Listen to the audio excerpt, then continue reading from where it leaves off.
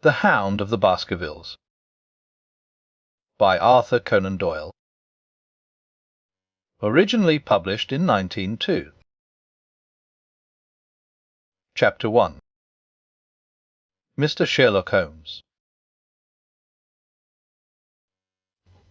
Mr. Sherlock Holmes, who was usually very late in the mornings, save upon those not infrequent occasions when he was up all night, was seated at the breakfast table. I stood upon the hearthrug and picked up the stick which our visitor had left behind him the night before.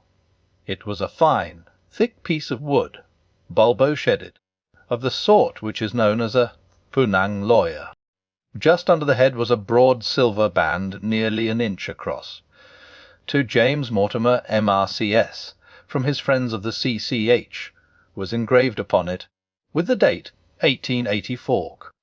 It was just such a stick as the old-fashioned family practitioner used to carry, dignified, solid, and reassuring. Well, Watson, what do you make of it? Holmes was sitting with his back to me, and I had given him no sign of my occupation. How did you know what I was doing? I believe you have eyes in the back of your head. I have, at least, a well-polished, silver-plated coffee-pot in front of me, said he. But tell me, Watson, what do you make of our visitor's stick, since we have been so unfortunate as to miss him, and have no notion of his errand? This accidental souvenir becomes of importance. Let me hear you reconstruct the man by an examination of it. I think, said I, following as far as I could the methods of my companion, that Dr. Mortimer is a successful, elderly medical man, well esteemed, since those who know him give him this mark of their appreciation. Good, said Holmes. Excellent. I think also that the probability is in favour of his being a country practitioner who does a great deal of his visiting on foot. Why so? Because this stick, though originally a very handsome one, has been so knocked about that I can hardly imagine a town practitioner carrying it. The thicker and ferrule is worn down, so it is evident that he has done a great amount of walking with it. Perfectly sound, said Holmes. And then again, there is the friends of the C.C.H. I should guess that to be the something hunt, the local hunt to whose members he has possibly given some surgical assistance, and which has made him a small presentation in return. Really, Watson, you excel yourself, said Holmes, pushing back his chair and lighting a cigarette. I am bound to say that in all the accounts which you have been so good as to give of my own small achievements, you have habitually underrated your own abilities. It may be that you are not yourself luminous, but you are a conductor of light. Some people, without possessing genius, have a remarkable power of stimulating it. I confess, my dear fellow, that I am very much in your debt. He had never said as much before, and I must admit that his words gave me keen pleasure, for I had often been piqued by his indifference to my admiration and to the attempts which I had made to give publicity to his methods. I was proud, too, to think that I had so far mastered his system as to apply it in a way which earned his approval. He now took the stick from my hands and examined it for a few minutes with his naked eyes. Then, with an expression of interest, he laid down his cigarette, and, carrying the cane to the window, he looked over it again with a convex lens. Interesting, though elementary, said he as he returned to his favourite corner of the settee. There are certainly one or two indications upon the stick. It gives us the basis for several deductions. Has anything escaped me? I asked with some self-importance. I trust that there is nothing of consequence which I have overlooked. I am afraid, my dear Watson, that most of your conclusions were erroneous. When I said that you stimulated me, I meant, to be frank, that in noting your fallacies I was occasionally guided towards the truth. Not that you are entirely wrong in this instance. The man is certainly a country practitioner, and he walks a good deal. Then I was right, to that extent. But that was all. No, no, my dear Watson, not all. By no means all. I would suggest, for example, that a presentation to a doctor is more likely to come from a hospital than from a hunt, and that when the initials C.C. are placed before that hospital the words Charing Cross very naturally suggest themselves. You may be right. The probability lies in that direction. And if we take this as a working hypothesis, we have a fresh basis from which to start our construction of this unknown visitor. Well then, supposing that CCH does stand for Charing Cross Hospital, what further inferences may we draw? Do none suggest themselves? You know my methods. Apply them. I can only think of the obvious conclusion that the man has practised in town before going to the country. I think that we might venture a little farther than this. Look at it in this light. On what occasion would it be most probable that such a presentation would be made? When would his friends unite to give him a pledge of their goodwill? Obviously at the moment when Dr. Mortimer withdrew from the service of the hospital in order to start a practice for himself. We know there has been a presentation. We believe there has been a change from a town hospital to a country practice. Is it, then, stretching our inference too far to say that the presentation was on the occasion of the change? It certainly seems probable. Now, you will observe that he could not have been on the staff of the hospital, since only a man well established in a London practice could hold such a position, and such a one would not drift into the country. What was he, then? If he was in the hospital, and yet not on the staff, he could only have been a house surgeon or a house physician, little more than a senior student, and he left 5 years ago. The date is on the stick.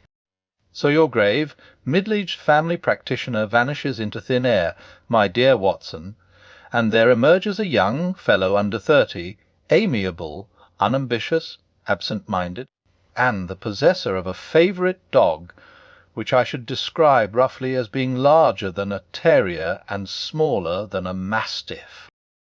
I laughed incredulously as Sherlock Holmes leaned back in his settee and blew little wavering rings of smoke up to the ceiling. As to the latter part, I have no means of checking you, said I, but at least it is not difficult to find out a few particulars about the man's age and professional career. From my small medical shelf I took down the medical directory and turned up the name. There were several Mortimers, but only one who could be our visitor. I read his record aloud. Mortimer James MRCS 1882, Grimpen, Dartmoor, Devon. House surgeon from 1882 to 1884 at Charing Cross Hospital. Winner of the Jackson Prize for Comparative Pathology, with essay entitled Is Disease a Reversion? Corresponding member of the Swedish Pathological Society. Author of Some Freaks of Atavism, Silence 1882. Do we progress? Sir Johan Anof Pas Waiki Alo Y, March 1883. Medical officer for the parishes of Grimpen, Thorsley, and Highbarrow. No mention of that local hunt, Watson, said Holmes with a mischievous smile, but a country doctor, as you very astutely observed. I think that I am fairly justified in my inferences. As to the adjectives, I said, if I remember right, amiable, unambitious, and absent-minded. It is my experience that it is only an amiable man in this world who receives testimonials, only an unambitious one who abandons a London career for the country, and only an absent-minded one who leaves his stick, and not his visiting card, after waiting an hour in your room. And the dog has been in the habit of carrying this stick behind his master. Being a heavy stick, the dog has held it tightly by the middle, and the marks of his teeth are very plainly visible. The dog's jaw. as shown in the space between these marks, is too broad in my opinion for a terrier, and not broad enough for a mastiff. It may have been. Yes, by Jove, id ice a curly-haired spaniel. He had risen and paced the room as he spoke. Now he halted in the recess of the window. There was such a ring of conviction in his voice that I glanced up in surprise. "My dear fellow, how can you possibly be so sure of that?" "For the very simple reason that I see the dog himself on our very doorstep, and there is the ring of its owner. Don't move, I beg you, Watson. He is a professional brother of yours, and your presence may be of assistance to me. Now is the dramatic moment of fate, Watson, when you hear a step upon the stair which is walking into your life, and you know not whether for good or ill. What does Dr. James Mortimer, the man of science, ask of Sherlock Holmes, the specialist in crime? Come in!" The appearance of our visitor was a surprise to me, since I had expected a typical country practitioner. He was a very tall, thin man, with a long nose like a beak, which jutted out between two keen grey eyes, set closely together and sparkling brightly from behind a pair of gold-rimmed glasses. He was clad in a professional but rather slovenly fashion, for his frock-coat was dingy and his trousers frayed.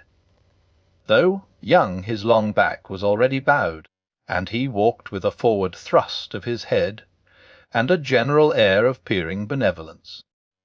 As he entered, his eyes fell upon the stick in Holmes's hand, and he ran towards it with an exclamation of joy. "I am so very glad," said he. "I was not sure whether I had left it here or in the shipping office. I would not lose that stick for the world." "A presentation, I see," said Holmes. "Wes, sir?" "From Charing Cross Hospital. From one or two friends there on the occasion of my marriage." "Dear, dear, that's bad," said Holmes, shaking his head. The Dr. Mortimer blinked through his glasses in mild astonishment. "Why was it bad?" "Only that you have disarranged our little deductions. Your marriage, you say?" "Where, sir?" "I married, and so left the hospital, and with it all hopes of a consulting practice. It was necessary to make a home of my own." "Come, come, we are not so far wrong, after all," said Holmes. "And now, Dr. James Mortimer, Mr. Sir Mr., a humble M.R.C.S., and a man of precise mind, evidently. A dabbler in science, Mr. Holmes, a picker-up of shells on the shores of the great unknown ocean. I presume that it is Mr. Sherlock Holmes whom I am addressing, and not. No, this is my friend Dr. Watson." "Glad to meet you, sir. I have heard your name mentioned in connection with that of your friend. You interest me very much, Mr. Holmes. I had hardly expected so dolichocephalic a skull, or such well-marked supraorbital development. Would you have any objection to my running my finger along your parietal fissure? A cast of your skull, sir, until the original is available, would be an ornament to any anthropological museum. It is not my intention to be fulsome, but I confess that I covet your skull." Sherlock Holmes waved our strange visitor into a chair. "You are an enthusiast in your line of thought, I perceive, sir, as I am in mine," said he. "I observe from your forefinger that you make your own cigarettes. Have no hesitation in lighting one." The man drew out paper and tobacco, and twirled the one up in the other with surprising dexterity. He had long, quivering fingers as agile and restless as the antennae of an insect. Holmes was silent, but his little darting glances showed me the interest which he took in our curious companion.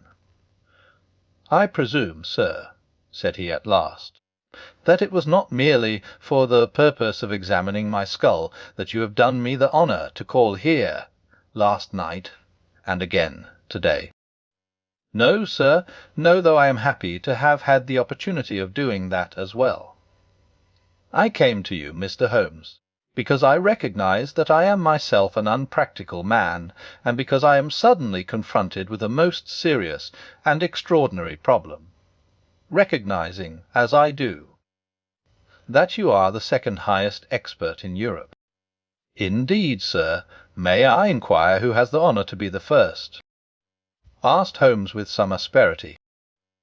To the man of precisely scientific mind, the work of Monsieur Bertie, yon must always appeal strongly. Then had you not better consult him? I said, Sir, to the precisely scientific mind. But as a practical man of affairs it is acknowledged that you stand alone. I trust, sir, that I have not inadvertently. Just a little, said Holmes. I think, Dr. Mortimer, you would do wisely if without more ado you would kindly tell me plainly what the exact nature of the problem is in which you demand my assistance.